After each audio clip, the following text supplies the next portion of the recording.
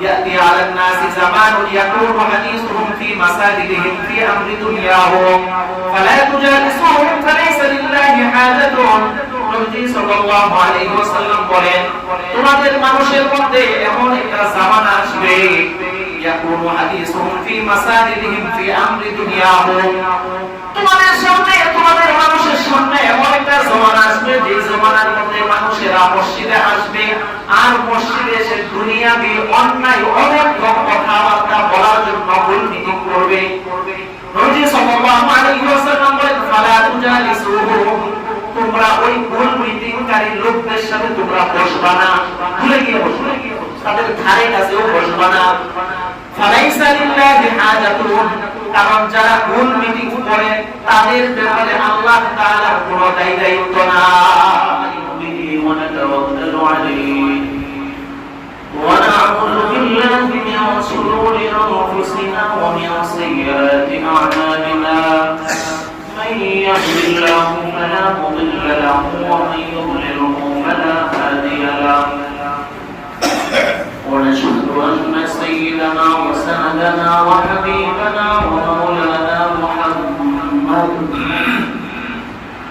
أرسله بالحق بشيرا ونذيرا وداعيا إلى الله بإذنه وسراجا وقمرا منيرا أما بعد فقد قال الله تعالى في كلامه المجيد وفي فرقانه الحميد أعوذ بالله من الشيطان الرجيم بسم الله الرحمن الرحيم ألف لام ميم غلبت الروم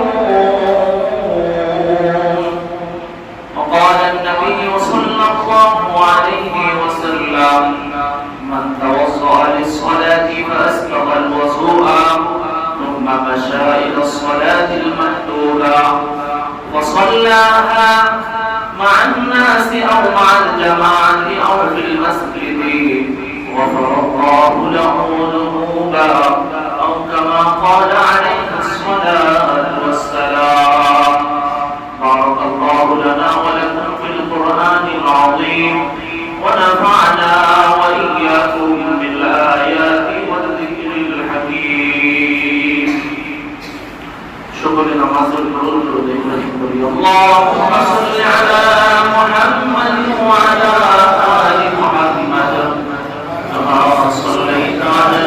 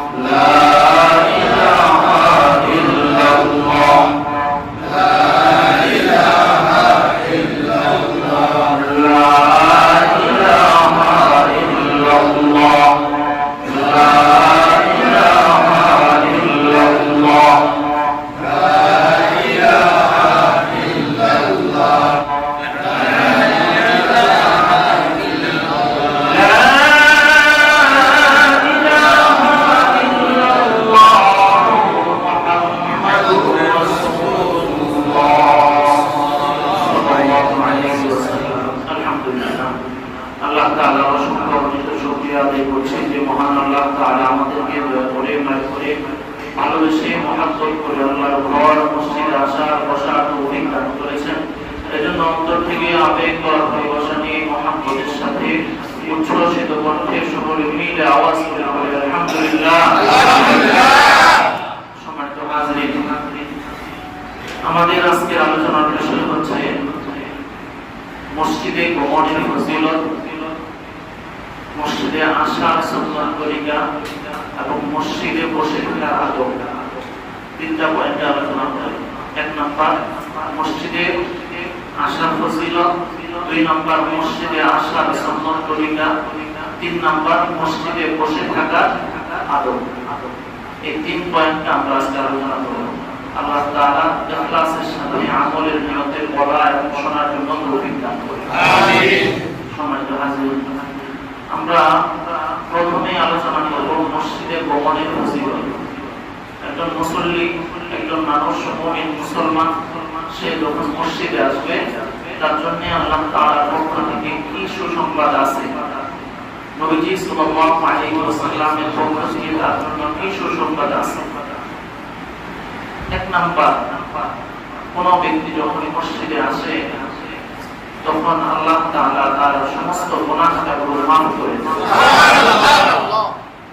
নবীজি সাল্লাল্লাহু আলাইহি ওয়াসাল্লাম হাদিসে পাকে ইরশাদ করেছেন, মুসলিম শরীফের 442 নম্বর হাদিসের মধ্যে এসেছে, হযরতে উসমান ইবনে আফফান রাদিয়াল্লাহু তাআলা আনহু থেকে বর্ণিত, তিনি বলেন,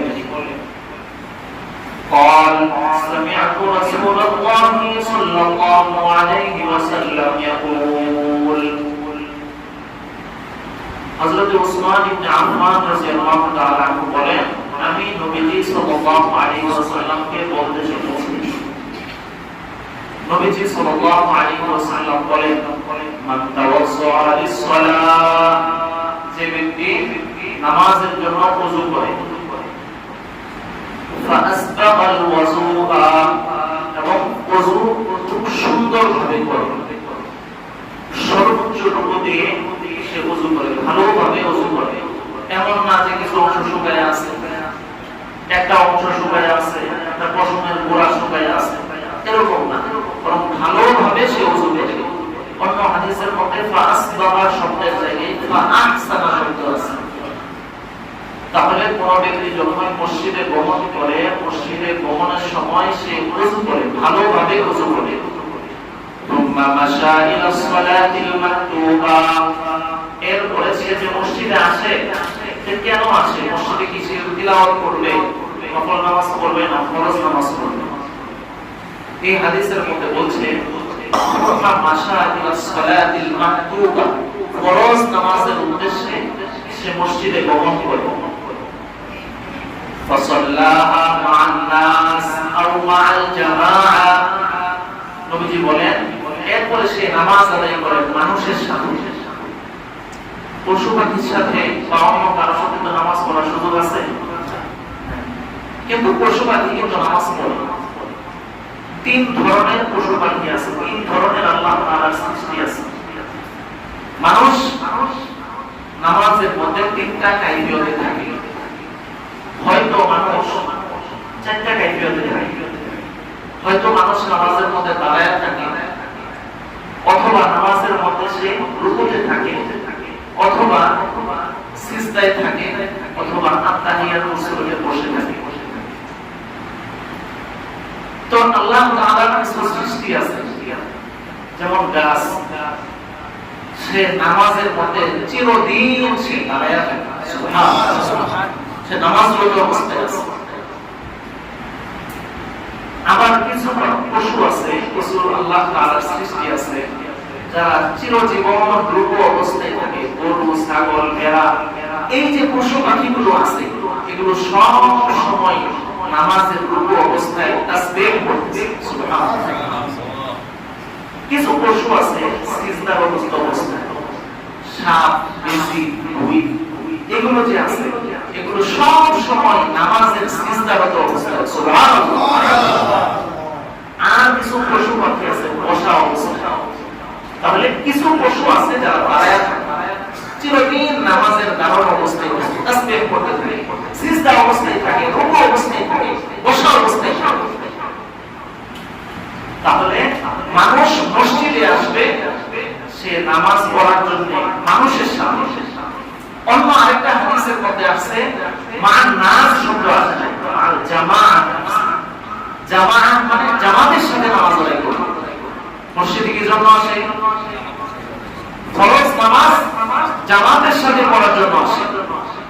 আও ফিল মসজিদ আরেকটা শব্দ আছে, জামাআত শব্দ নাই, মান নাস শব্দ নাই, আছে ফিল মসজিদ, এমনি মসজিদে আসছে, এমনি একাকী নামাজ আদায় করবে। যদি এইভাবে থাকে নবীজি বলেন গফারাল্লাহু লাহু যুনুবা, আল্লাহ তাআলা তার সমস্ত গুনাহ খাতা মাফ করে দেন। সুবহানাল্লাহ।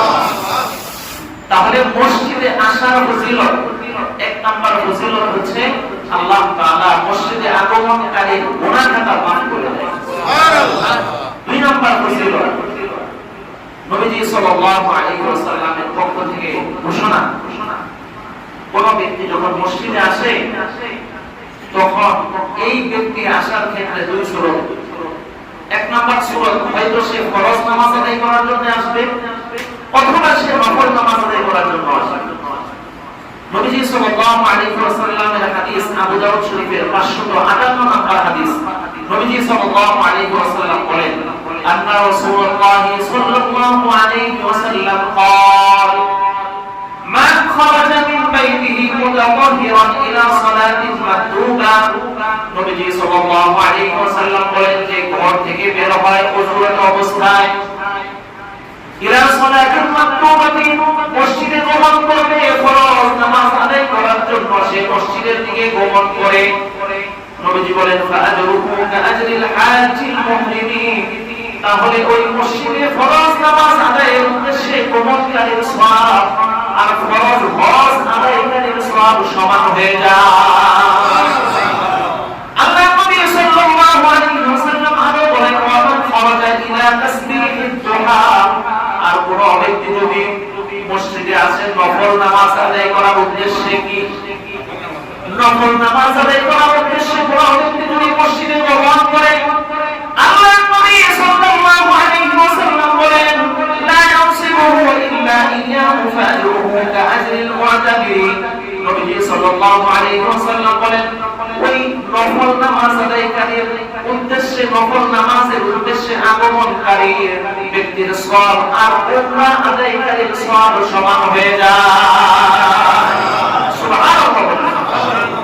নবী সাল্লাল্লাহু আলাইহি ওয়াসাল্লাম আরো বলেন ওয়াসালাতুন আলা আসলি সালাতিন লা লাওয়া বাইনাহুমা কিতাবুন ফি ইল্লিয়িন, এমনি মসজিদে যদি কোনো ব্যক্তি গমন করে তাহলে আল্লাহ রাব্বুল আলামিন তার নামটা আসমানের মধ্যে লিপিবদ্ধ করে রাখে। সুবহানাল্লাহ। এমনি মসজিদে তাসবিহ করতে বসবে, কোরআন তেলাওয়াতের জন্য মসজিদে যাবে, যে কোনো উদ্দেশ্যে ভালো কাজের নিয়তে মসজিদে যাবে, আল্লাহ নবী সাল্লাল্লাহু আলাইহি ওয়াসাল্লাম বলেন আল্লাহ তাআলা ইল্লিয়িনের মধ্যে তার নামটা লিখে রাখেন। সুবহানাল্লাহ। ইল্লিয়িন একটা জান্নাতের স্তর, জান্নাতের একটা স্তর, ওই জায়গার মধ্যে নাম লিখে রাখেন। তাহলে কত সওয়াব। আপনি কোরআন তেলাওয়াত করবেন মসজিদে আসেন, আপনি কতক্ষণ তাসবিহ করতে চান মসজিদে আসেন, তাহলে মসজিদে গমন করার সওয়াব, এক নাম্বার সওয়াব হচ্ছে আল্লাহ তাআলা তার গুনাহ মাফ করে দিবেন। দুই নাম্বার সওয়াব হচ্ছে সে যদি ফরজ নামাজের উদ্দেশ্যে আসে তাহলে হজের সওয়াব দিবেন, আর যদি কোনো ব্যক্তি নফল নামাজের উদ্দেশ্যে আসে তাহলে আল্লাহ তাআলা উমরার সওয়াব দিবেন। আর কোনো ব্যক্তি যদি তাসবিহ তাহলিল কোরআন তিলাওয়াতের উদ্দেশ্যে আসে, ভালো নিয়তে আসে, তাহলে আল্লাহ তাআলা তার নাম ইল্লিয়িনের মধ্যে লিখে রাখবেন। সুবহানাল্লাহ। সম্মানিত হাজিরিন, চার নাম্বার কোন এক ব্যক্তি যদি মসজিদে আসে তাহলে আল্লাহ রাব্বুল আলামিন নিজে মসজিদে গমনকারীকে সম্মান করেন। সুবহানাল্লাহ। আল্লাহ সম্মান করেন, এটা বললাম না, সুবহানাল্লাহ আস্তে বলেন, এটা বলুন সুবহানাল্লাহ। জোরে বলেন সুবহানাল্লাহ। আল্লাহ স্বয়ং তাকে সম্মান করেন, তাহলে তার মর্যাদা কত বেশি। আল্লাহ নবী সাল্লাল্লাহু আলাইহি ওয়াসাল্লাম বলেন মান তাওয়াসা ফি বাইতিহি আহসানা ওয়াজুআ থুম্মা আতাল মাসজিদ ফাহুয়া যাকিরুল্লাহ। কোন ব্যক্তি যখন ওযু করে এবং ভালোভাবে ওযু করে থুম্মা আতাল মাসজিদ, এরপরে সে যখন মসজিদে আসে ফাহুয়া যাকিরুল্লাহ, সে স্বয়ং আল্লাহর সাথে সাক্ষাৎ করার জন্য আসে। সুবহানাল্লাহ। আল্লাহ নবী সাল্লাল্লাহু আলাইহি ওয়াসাল্লাম বলেন ওয়া হাক্কুন আলাল মাসউলি আইয়ুকরামা যাকিরা, যার ঘরে যে মেহমান আসে ওই মেজবানের জন্য আবশ্যক হয়ে যায় মেহমানকে সম্মান করা। যখন কোন একজন মানুষ মসজিদে আসলো, সে আল্লাহর মেহমান, আল্লাহ মেজবান, আল্লাহর জন্য দায়িত্ব হয়ে যায় ওই মেজবান মুসল্লিকে আল্লাহর পক্ষ থেকে সম্মান করা। সুবহানাল্লাহ। তাহলে মসজিদে আসলে পরে সম্মান করে কে? আল্লাহ। জোরে বলেন আল্লাহ। আল্লাহর নামটা কইতে আসতে না, জোরে বলেন আল্লাহ স্বয়ং তাকে সম্মান করে, সে স্বয়ং আল্লাহ রাব্বুল আলামিনের মেহমান। সুবহানাল্লাহ। তাহলে মেজবান যত বড় হয় তার আপ্যায়নটা তত বেশি বেশি হয়। কথা ঠিক না বেশি? একজন গরিব মানুষ তার কাছেই স্বার্থ যতটুকু সে ততটুকু করে, তাই না? আর যে ব্যক্তি বড় লোক ধনী মানুষ, গরিবের চাইতে তার স্বার্থ বেশি, সে আপনার স্বার্থ অনুযায়ী বেশি করে। আর মেজবান যদি স্বয়ং আল্লাহ হয় তাহলে তার স্বার্থের পরিমাণ কত বেশি। সুবহানাল্লাহ। সম্মানিত হাজিরিন, তাহলে কোন ব্যক্তি যদি মসজিদে গমন করে সে কার মেহমান? আল্লাহ। একটু আস্তে বলে সম্মানিত হাজিরিন, এই হলো কোন ব্যক্তি যদি মসজিদে আসে তাহলে তার ফজিলত, তার নিয়ামত, আল্লাহ তাআলার পক্ষ থেকে তার জন্য সুসংবাদ, তার সওয়াব। দুই নাম্বার আছে, কোন ব্যক্তি যখন মসজিদে আসে তখন এই মসজিদে আসার ক্ষেত্রে তার আদব, তার সুন্নত তরিকা কিভাবে সে আসবে? সম্মানিত হাজিরিন, এক নাম্বার বিশুদ্ধ নিয়তে আসবে। কি নিয়তে আসবে? বিশুদ্ধ নিয়তে আসবে যে আল্লাহকে রাজি খুশি করার জন্য আমি মসজিদে যাচ্ছি। আমি এই জন্য মসজিদে যাচ্ছি না যে আমাকে আসার সময় মানুষ দেখবে, দেখার সময় বলে না রে লোকটা এক সময় খারাপ, খুব খারাপ আছে, তার অত্যাচারে বাঁচতাম না, এখন মসজিদে যাইতেছে, এখন সে আসতেছে আর মনে মনে বলতেছে স্যার বাচ্চা আমার একটু প্রশংসা করবো না, এই জন্য মসজিদে যাই, এই চিন্তা করে সে আসতেছে। এরকম না, সে মসজিদে আসবে, নামাজ পড়বে, মসজিদের আশেপাশে যারা লোকজন থাকবে তারা তাকে বলবে লোকটা দেখছো ফরজ নামাজ পড়ছে, সুন্নাত পড়ছে, বেদের পড়ছে, এরপরে আবার নফল পড়তেছে, আবার নফল পড়ার পরে দিন তখন তাসবিহ বলে, এরপর থেকে আবার তিলাওয়াত করে। মনের মধ্যে এটা এই জন্য আসে না, আসে একমাত্র কার জন্য? আল্লাহ রাজি খুশির জন্য, আল্লাহ রাজি খুশি করার জন্য একমাত্র সে মসজিদে আসে। তাহলে এক নাম্বার মসজিদে আসার ক্ষেত্রে আদব হচ্ছে, সুন্নাত হচ্ছে তার নিয়তকে বিশুদ্ধ করে, তার নিয়তকে কি করবে? বিশুদ্ধ করবে। عن ابي هريره رضي الله تعالى عنه قال حضرت ابو هريره رضي الله تعالى عنه قال رسول الله صلى الله عليه وسلم من اتى المسجد لشيء فهو حظه। নবীজি বলেন যে ব্যক্তি মসজিদে আসে, যে যে উদ্দেশ্যে আসে, ফাহুয়া হাজু, সে তার অংশটা পেয়ে যাবে। যদি মানুষকে দেখানোর জন্য আসে তাহলে শিরকের গুনার অংশ সে পেয়ে যাবে। আর যদি আল্লাহকে রাজি খুশি করার জন্য আসে তাহলে আল্লাহকে রাজি খুশি করার পরে যে সওয়াব হয় এই পরিমাণ, এই অংশ আল্লাহ তাআলা তার আমলনামায় লিখে দিবেন। সুবহানাল্লাহ। ওই যে বললাম শিরকের গুনাহ হবে, এই শিরকের গুনাহ হবে, একসাথে দেখানোর জন্য নামাজ পড়ছে, শিরকের গুনাহ হবে, শিরকের গুনাহ হবে। শিরক দুই প্রকার, অনেকগুলো প্রকার আছে। প্রথমত বলি, একটা হলো শিরকে আমালি, এক নাম্বার কি শিরকে আমালি, আর একটা হচ্ছে শিরকে ইতিকাদি। الشرك في الاعتقاد الشرك في الاعمال, আমলের ক্ষেত্রে শিরক করা। দুই নাম্বার হচ্ছে বিশ্বাসের ক্ষেত্রে শিরক করা। বিশ্বাসের ক্ষেত্রে কেমন শিরক? আল্লাহ দুইজন, নাউযুবিল্লাহ, অথবা চিন্তা করলো যে আল্লাহ সৃষ্টি করছে কিন্তু রিজিক দেওয়ার মালিক আল্লাহ না, ফেরেশতা।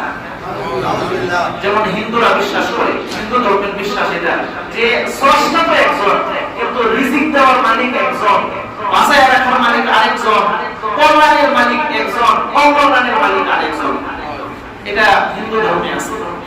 ইসলাম ধর্মে এগুলো নাই। ইসলাম ধর্মে হচ্ছে সব কিছুর মালিক একমাত্র কে?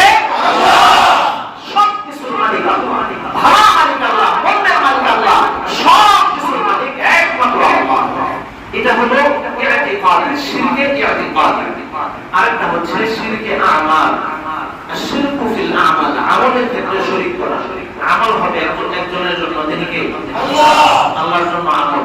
এখন সে চিন্তা করছে মানুষ দেখবে, তাহলে সে তার আমলের মধ্যে শরীক করছে, আল্লাহরও শরীক করছে, আবার মানুষকেও শরীক করছে। এই কারণে সে ইতিকাদের জন্য শিরকে ইতিকাদের গুনাহগার হবে না, কিন্তু শিরকে আমালের গুনাহগার হবে। আমাদের ক্ষেত্রে যে শিরক, সেটার গুনাহগার হয়ে যাবে। তাহলে কামাইতে আসলে সওয়াব হয়ে গেল। এজন্য একমাত্র ইবাদত করবে, নামাজ পড়বে, রোজা রাখবে, কুরবানি দিবে। বড় কুরবানি না দেয় সমাজকে দেখানোর জন্য। কুরবানি একটা দেয় না, দুইটা দেয়। মানুষ বলবে কি ওকে দুইটা কুরবানি দিচ্ছে, আছে না নাই? বলেন আছে না নাই? আবার টাকা নাই, অর্থ সংকট। একজন ব্যবসায়ী সারা জীবন ব্যবসা মানে কি? কখনো লস কখনো লাভ। আর যে চাকরি করে তার সবসময় এক কোয়ালিটি, কিন্তু ব্যবসা করলে কখনো লাভ কখনো লস। এখন মনে করেন সারা জীবন সে ব্যবসার মধ্যে ভালো পরিমাণে সে কোরবানি দিয়ে আসতেছে, একজনে কোরবানি দেয়, 1 লাখ কোরবানি দেয়। এক বছর তার ব্যবসার মধ্যে মন্দা, এমন মন্দা যে তার বউয়ের কাপড় দিতে, ঈদের সময় তার ছেলেকে একটু কাপড় কিনে দিতে, এটাই তার কষ্ট। কিন্তু কোন কারণে ব্যবসায়িক মারা আছে, ওই হিসাবে তার উপর কোরবানি ওয়াজিব হয়ে গেছে।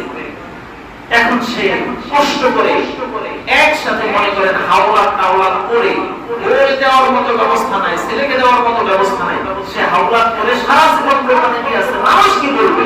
এই জন্য সে কষ্ট করে হাওলাত করে টাকা নিয়ে কোরবানি নিয়ে একটা কোরবানি। ইসলাম তাকে বিধান দিয়েছে, তোমার যদি সাধ্য না থাকে তুমি ছাগল দাও, 15,000 টাকা দিয়ে, 10,000 টাকা দিয়ে, 5,000 টাকা দিয়ে ছাগল দাও। সে ওটাতে নাই, সে একেবারে নিজের উপর জুলুম করে, স্ত্রী সন্তানের উপর জুলুম করে সে একটা গরু কোরবানি দেয়, বিশাল গরু। না এটা মানুষ কি বলবে? সারা জীবন দিয়ে আসছে। এটা আল্লাহর জন্য হয় নাই, তার জন্য হয়েছে মানুষকে দেখানোর জন্য হয়েছে। এই মাসালাটা কিন্তু এখনকার না, এটা সিজন ছাড়া মাসালা হয়ে গেছে। কিন্তু যেহেতু চলে আসছে বলে দিলাম, এটা আমল করবেন। আপনি যদি সাধ্য না থাকে, কে কি বলবো কাকে দেখানোর জন্য আপনি এবার করবেন, এবার তো একমাত্র আল্লাহর জন্য হবে, কাউকে দেখানোর দরকার নেই। 5,000 টাকা দিয়ে মোমেন কিনে গিয়া এখানে কিনলে তো ছাগল লাগবে 10,000, চাইবেন 300 টাকা ভাড়া, আবার 300 টাকা ভাড়া ফিরে আসবে, 600 টাকা ভাড়া দিয়ে 5,000 টাকা দিয়ে 10,000 টাকা দামের ছাগল কিনে নিয়ে আসবেন। সমস্যা আছে? আপনার বাসায় কি এটা দেখার জন্য কেউ যাবে?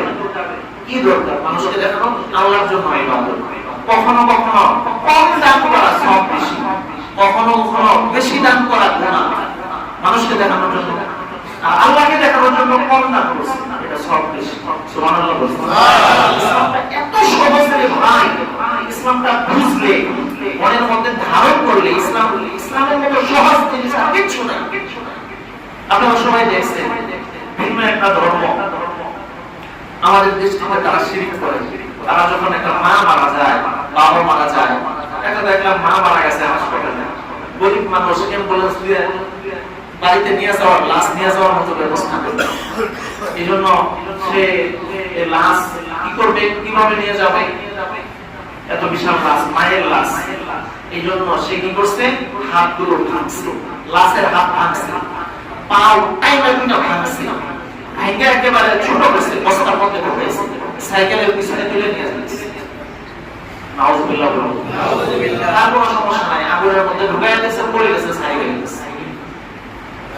তাহলে ইসলামটা আপনাকে দেখেন মরার পরে অন্য ধর্মের কিভাবে তাকে শ্রদ্ধা করতেছে, আর ইসলাম ধর্ম আপনাকে কিভাবে বিদায় করতেছে। তার বিদায়ের সিস্টেম কুবায়া দাও, আর ইসলামের সিস্টেম, বিদায়ের সিস্টেম হচ্ছে সুন্দর করে বরই পাতা দিয়ে অথবা আতর গোলাপ দিয়ে তাকে সুন্দর করে গোসল করে, এরপরে তার শরীরে আতর লাগায়া দেয়, আবার সুন্দর ঝকঝকে সাদা পোশাক তাকে পরায়া দেয়, এরপরে হাজার হাজার মানুষ তার জানাজায় উপস্থিত হয়, তাকে বিদায় জানায়। প্রধানমন্ত্রী যখন এক জায়গায় আসে আবার বিদায় দেয়, মানুষ মিছিল দিয়ে দিয়ে বিদায় দেয়, আছে না নাই? কেন? তার সম্মান। তাহলে আপনাকে সর্বশেষ বিদায় দেওয়া হচ্ছে দুনিয়ার জমিন থেকে, আপনাকে আখিরাতে বিদায় দেওয়া হচ্ছে। এতগুলো মানুষ জানাজার, এই যে জানাজার, এই জানাজাটা কেন? এটা বিদায় দেওয়ার সিস্টেম পদ্ধতি। তাহলে আপনাকে কত সম্মানের সাথে বিদায় দেওয়া হচ্ছে। ইসলাম ধর্মটা আপনি যদি চিন্তা করেন ভাই, আপনি চিন্তা করলে বুঝবেন যে ইসলাম ধর্মটা আসলে কত সুন্দর, কত সুন্দর। এর থেকে সুন্দর কোন ব্যবস্থা, কোন সংবিধান, কোন জীবন ব্যবস্থা হইতেই পারে না। আল্লাহ তাআলা আমাদেরকে না চাইতে কষ্ট ছাড়া ইসলামের অনুসারী বানাইছে, মুসলমান বানাইছে। বলেন আলহামদুলিল্লাহ। সারা জীবন যদি এই জন্য আপনাকে সিজদা দেই, এরপরেও এটা শুকরিয়া আদায় শেষ হয় না। আল্লাহ আমল করার তৌফিক দান করেন, আল্লাহ বুঝার তৌফিক দান করেন। তাহলে যেই ব্যক্তি মসজিদে আসবে, আদব তার জন্য এক নাম্বার আদব হচ্ছে, সুন্নত তরিকা হচ্ছে, সে বিশুদ্ধ নিয়তে আসবে। নিয়তটা করবে যে আমি মসজিদে যাচ্ছি আল্লাহকে রাজি খুশি করার জন্য মসজিদে যাচ্ছি, এক নাম্বার সুন্নত। দুই নাম্বার সুন্নত হচ্ছে যখন ঘর থেকে আসবে ওযু করে আসবে। মসজিদে এসে ওযু করা জায়েজ আছে, কিন্তু সওয়াব বেশি। সুন্নত তরিকা হলো ঘর থেকে যখন আসবেন তখন মসজিদে আসার সময় ঘর থেকে ওযু করে আসবেন। হ্যাঁ, একজন মানুষ ব্যবসা করতেছে মসজিদের এখানে, এখন সে কি বাড়িতে যাবে? না, সে বাড়িতে যাবে না। একজন মানুষ ঘর থেকে আসতেছে, সামনে তার আছে, অথবা একজন ব্যবসায়ী তার সামনে কল আছে, এখন সে ওখান থেকে আসার সময় ওযু করে আসবে। আরেকটা কল নাই, তার দোকানের ব্যবস্থা নাই, আশেপাশের ব্যবস্থা নাই, বাস সে মসজিদে এসে ওযু করবে, কোনো সমস্যা নেই।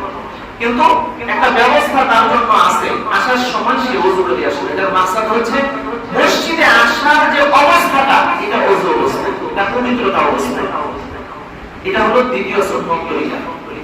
মসজিদে ভ্রমণের দুই নম্বর সুন্নত হচ্ছে ঘর থেকে আসার সময় ওযু করে আসবে। কি করে আসবে? ওযু করে আসবে। নবী সাল্লাল্লাহু আলাইহি ওয়াসাল্লাম বলেন, মান খারাজা ফি বাইতিহি মুতাতাহহিরা ইলা সালাতিন মাকতুবাতিন ফাআজরুহু কাআজরিল হাজ্জিল মুহরিম।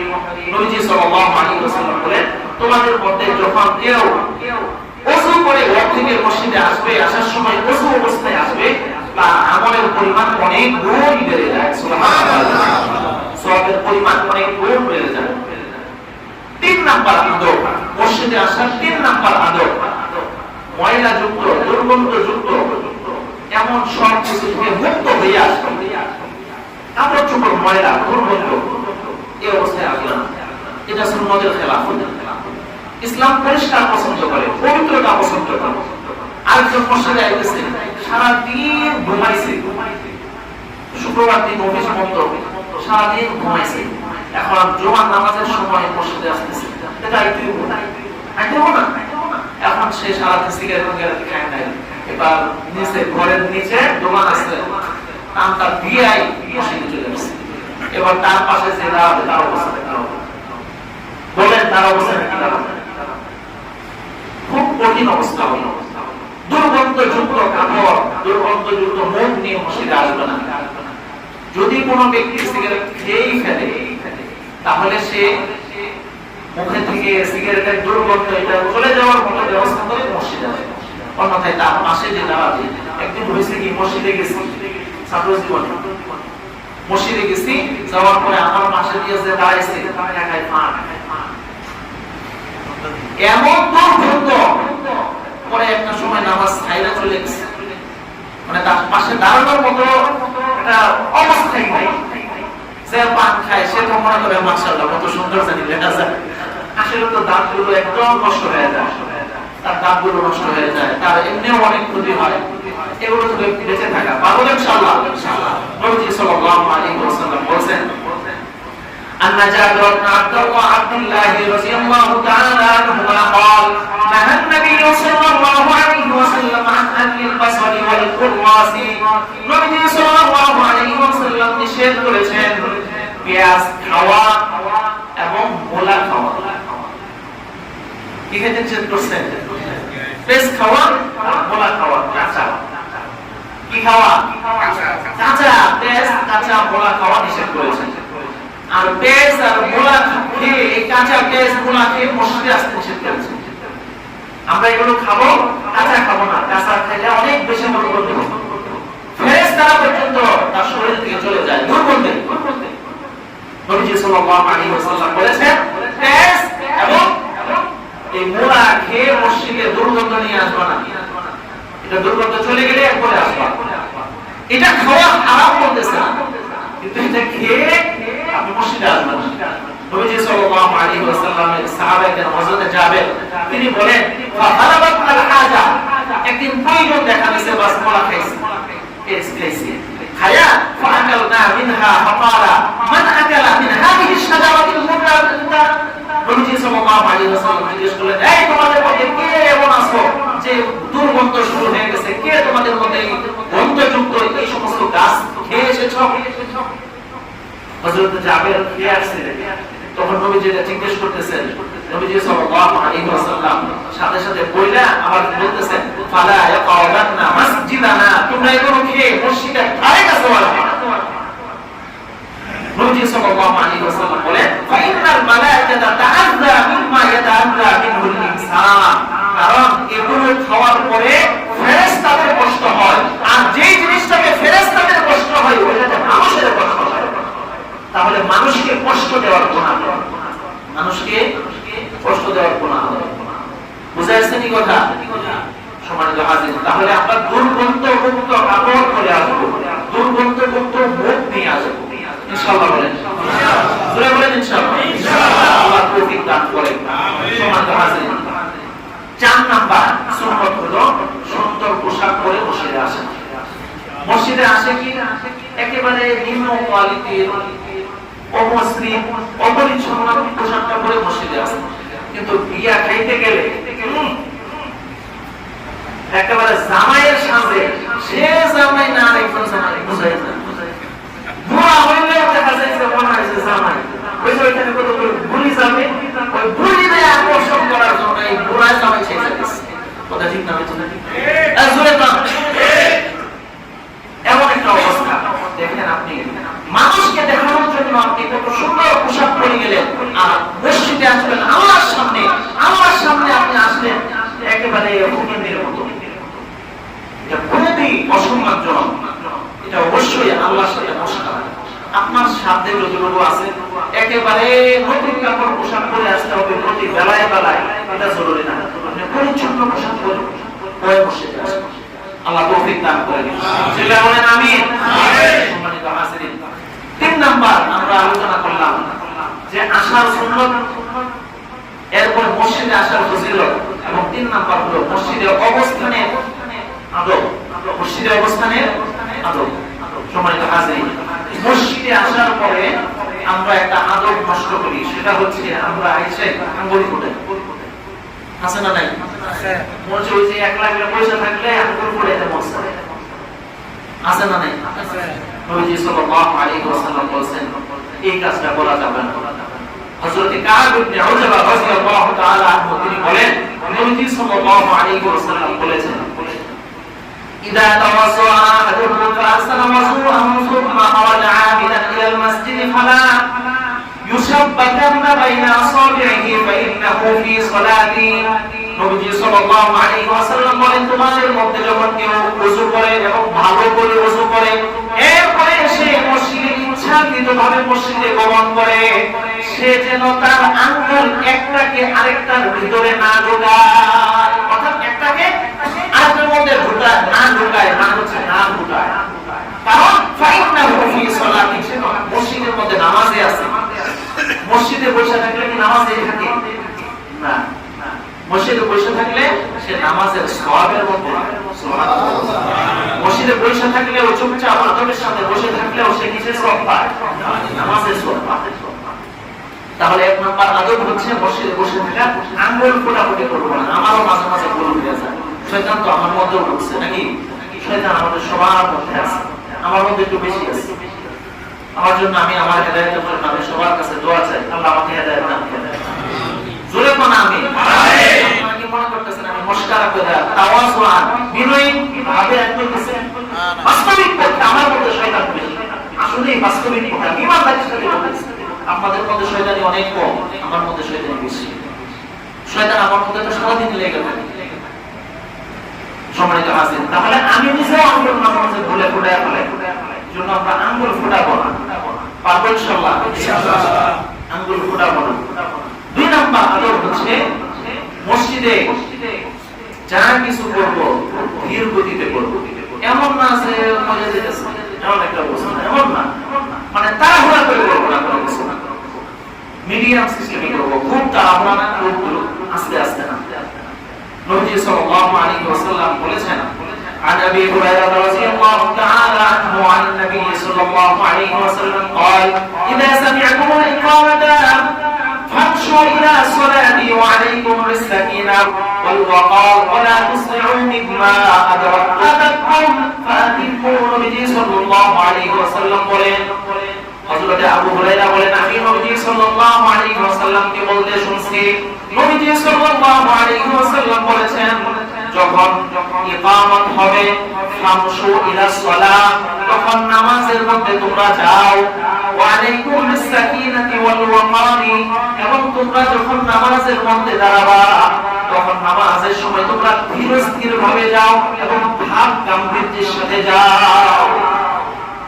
কত গুরুত্বপূর্ণ একটা কথা আছে, আমি তো বুঝছি, আপনারা তো বাংলা কইতে বোঝেন নাই। বলতেছে কি ওয়া আলাইকুম বিস-সাকিনা, সাকিনা মানে হচ্ছে শান্তির সাথে যাও, আরামের সাথে যাও, ধীরস্থিরতার সাথে যাও, ভাব গাম্ভীর্যের সাথে যাও। আমরা কি করি? খাইতে থাকি আর গল্প করতে থাকি, হাসতে থাকি, মজা করতে থাকি। ভাব গাম্ভীর্য ভাব গাম্ভীর্য মানে কি?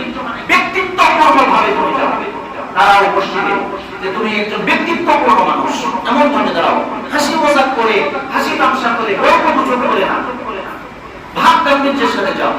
একটা মানুষ মূল্যবান কখন হয়? যখন সে গরিব হোক ধনী হোক, সে যখন তার মূল্যায়নটা ধরে রাখে তখন সবাই তাকে সম্মান করে, সে সম্মানিত মানুষ হিসেবে প্রতিষ্ঠিত হয়, আর সবাই তাকে ঘোষা দেয়, নাহলে সে সবাই ঘোষা দেয়। তার কাছে তার মূল্যায়ন মানুষের কাছে একটু থাকে থাকে না। তাহলে নামাজের ক্ষেত্রে আল্লাহ বলতেছেন কি, আল্লাহ রাসূল বলতেছেন যে নামাজে দাঁড়াবা তখন সম্মানের সাথে দাঁড়াও, তুমি একজন ব্যক্তিত্বপূর্ণ মানুষ হিসেবে নামাজে দাঁড়াও। সুবহানাল্লাহ, মানে আপনাকে আল্লাহ রাব্বুল আলামিন সম্মানিত বা গাম্ভীর্যপূর্ণ একজন ব্যক্তিত্ববান মানুষ হিসেবে আল্লাহ আপনার কাছে কামনা করতেছেন। সুবহানাল্লাহ।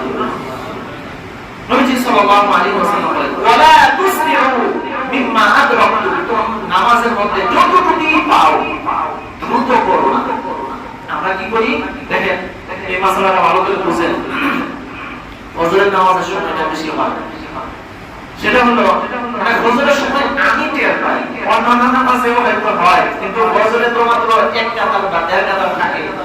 রুকুতে গেলে ছায়া ভাসে, কি আসতেছে কে যাইতেছে, ছায়া ভাসে, দেখা যায়, বোঝা যায়। কিন্তু মসজিদ ভরা থাকে, অন্যান্য মধ্যে ভরা থাকে, এই জন্য আমি বুঝি না। কি হয় যে হুজুর রুকুতে চলে গেল নি, একবার পিছনে বসে থাকে, বৈশাখের তাড়াতাড়ি করে দৌড়ায়, হুজুর রুকুতে চলে গেল, রুকু গেলেই তো রাকাত শেষ, ঠিক কি না? রুকু শেষ হলেই তো পরবর্তীতে একলা একলা নামাজে দাঁড়াই পড়ব, একলা একলা এক রাকাত পড়তে হবে, এই কষ্ট করতে রাজি না। সে কি করে? দৌড়ে আসে হুজুরের রুকুতে ধরে, আছে না নাই? আর জোরে কোন আছে না নাই? এটা করা যাবে না, কোনো দৌড়াদৌড়ি নাই। আপনি যতটুকু পাবেন আস্তে আস্তে ধীর গতিতে আপনি হেঁটে যান, যতটুকু পাবেন বাস আপনি জামাত পেয়ে গেছেন। এখন আপনি একলা একলা যদি নামাজ পড়ার প্রয়োজন হয়, মাসবুক হয়ে গেলে আপনি পড়বেন। দ্রুত গতিতে আসার দ্বারা উদ্দেশ্য কি হয়ে জানেন? আল্লাহ আপনার নামাজ পড়তে ভালো লাগে না, একলা একলা পড়বো না, তাড়াতাড়ি যাই হুজুরের যতটুকু পাই আর কি ধরে পড়াই না, তাড়াতাড়ি নামাজ শেষ করে গেলে অর্থটা তো এটাই দাঁড়ায়, ঠিক কিনা? অর্থ এটাই দাঁড়ায়। আপনি আস্তে আস্তে আসেন, যতটুকু পাবেন বাস জামাত পেয়ে গেছেন। জামাত পেয়ে যাওয়ার পরে আপনি সালাত জামাতের সবটুকুই পাবেন, সুতরাং দ্রুত করার দরকার নেই, যতটুকু থাকবে পরবর্তীতে পড়বেন। হ্যাঁ, একটা জিনিস চলে গেছে, সেটা হলো তাকবীরে তাহরিমা, তাকবীরে উলা, ফজিলত, এটা আপনার আগে থেকেই চলে গেছে। এখন রুকুতে ধরলেও চলে গেছে, না ধরলেও চলে গেছে। এজন্য আস্তে আস্তে আসেন, মনে রাখবেন ইনশাআল্লাহ যাওয়ার সময় দ্রুত না করা, নামাজের সামনে দিয়ে না দৌড়ানো। আমাদের কিছু মুসল্লি আছে দেখা যায় আসরের নামাজের সময় একেবারে মানুষের নামাজের সামনে দিয়ে চলে যায়, এটা কি আপনি মসজিদে আসছেন পিছনে দাঁড়াইতেন, আপনি দৌড়ানোর কি দরকার? এই যে মানুষের সামনে দিয়ে যান, নবীজি সাল্লাল্লাহু আলাইহি ওয়াসাল্লাম বলেন নামাজের সামনে দিয়ে যাওয়া কত বড় গুনাহ, এটা যদি তোমরা জানতা তাহলে 40 পরিমাণ অপেক্ষা করতে। কত পরিমাণ? 40 পরিমাণ। তো এটা কি দিন, মাস, ঘন্টা, মিনিট? নবীজি এটা বলেন না, হাদিসের মধ্যে এটা পাওয়া যায় না। উলামায়ে কেরাম এটা ব্যাখ্যা করছেন। কেউ কেউ বলেন এই 40 দ্বারা উদ্দেশ্য হচ্ছে 40 মিনিট, সে 40 মিনিট বসে থাকতো সে উঠে যেত। আর কেউ কেউ ব্যাখ্যা করছেন 40 ঘন্টা, আর কেউ কেউ ব্যাখ্যা করছেন 40 দিন। 40 দিন যদি একটা মানুষ দাঁড়ায় নামাজ পড়তো তারপরেও সে উঠে যাইতো না। কারণ কি? এটা এত বড় গুনাহ উঠে যাওয়া। আমরা এই কাজটা করব আজকে থেকে?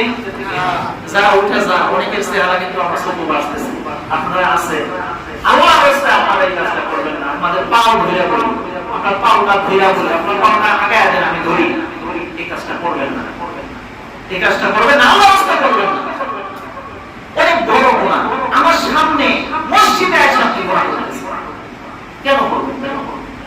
আসলে তো সওয়াব কামানোর জন্য, গুনাহ কেন করবেন?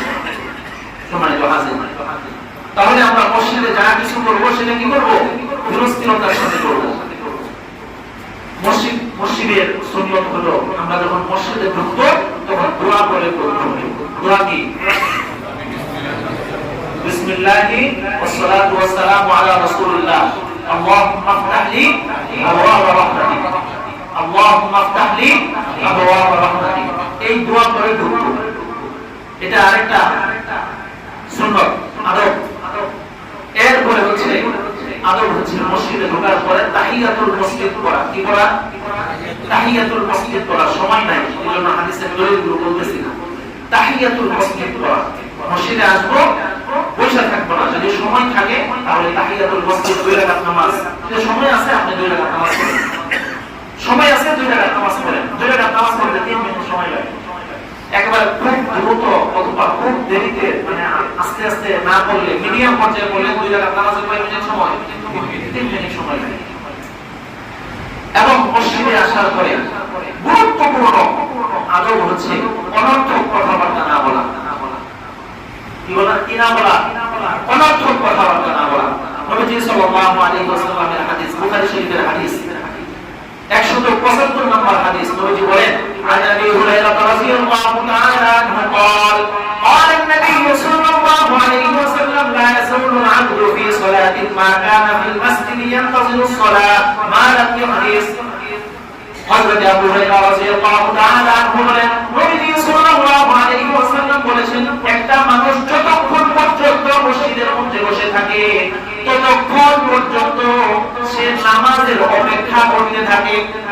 মসজিদের মধ্যে ঢোকার জন্য যখন নামাজের জন্য অপেক্ষা করতে থাকে, যতক্ষণ পর্যন্ত সে অপেক্ষা করে, আল্লাহ রাব্বুল আলামিন তার আমলনামায় ততক্ষণ পর্যন্ত নামাজের সওয়াব লিখতে থাকে। ততক্ষণ পর্যন্ত যতক্ষণ না সে কথা বলে।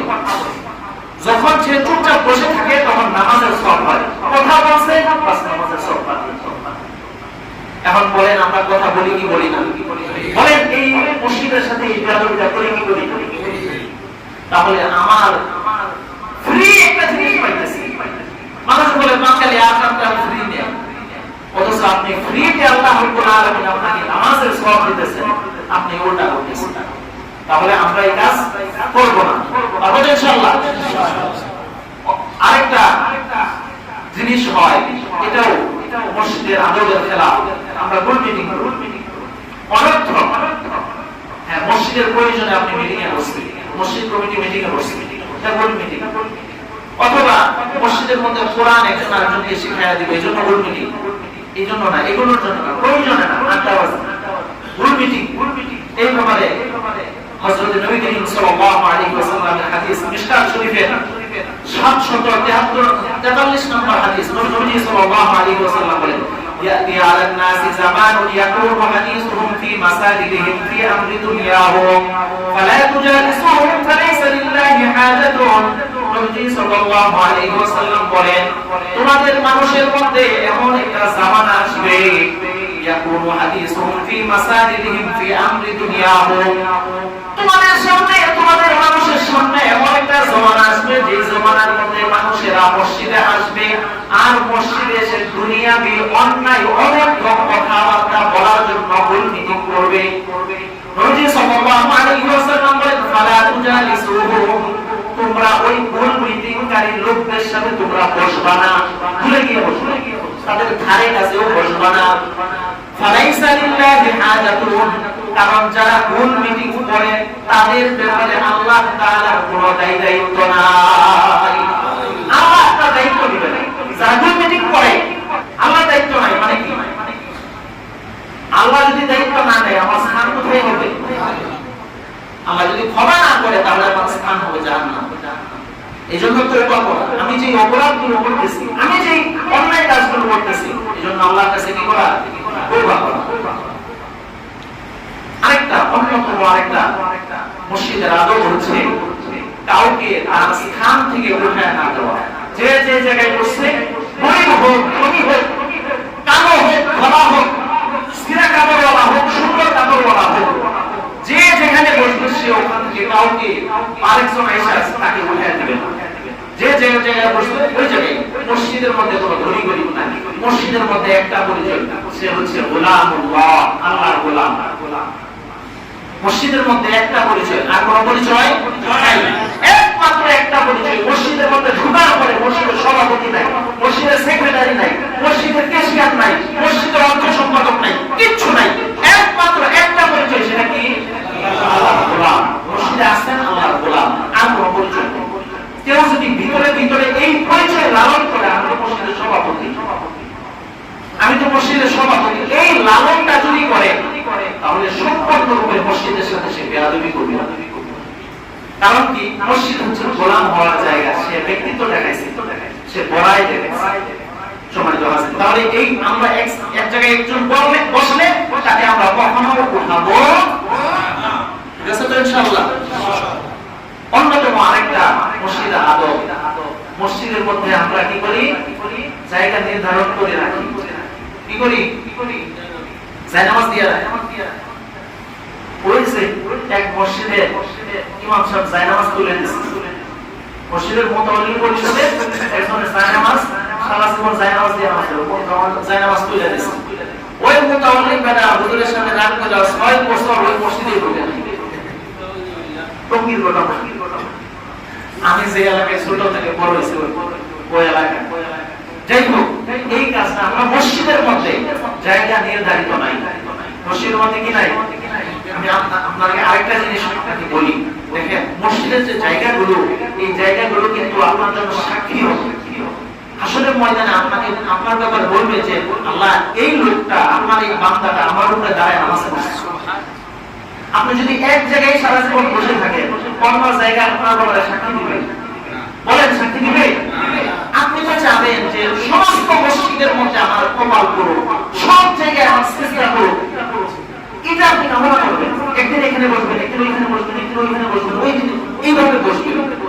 তাহলে সারাটা জায়গা আপনার ব্যাপারে সাক্ষী দিবে যে আল্লাহ এই বান্দাটা আমার উপরে দাঁড়ায় নামাজ পড়ছে। সুবহানাল্লাহ, বলেন সুবহানাল্লাহ।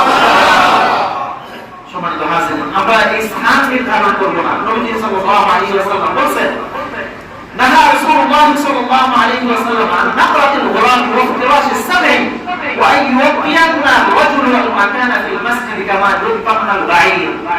উট আছে না, উট, এই উট কিন্তু নির্ধারিত জায়গায় গিয়ে বসে। নবীজি বলেন, উট যেরকম জায়গা নির্ধারিত করে তোমরা মসজিদে ওইরকম জায়গা নির্ধারিত করো না। সুবহানাল্লাহ।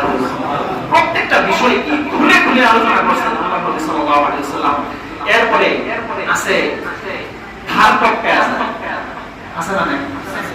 নবীজি সাল্লাল্লাহু আলাইহি ওয়াসাল্লাম বলেন যে ধার টপকে গেল মানে ধার টপকে গেল তাকে কষ্ট দিলা, আর যাকে যে মানুষকে কষ্ট দেওয়া এটা হারাম।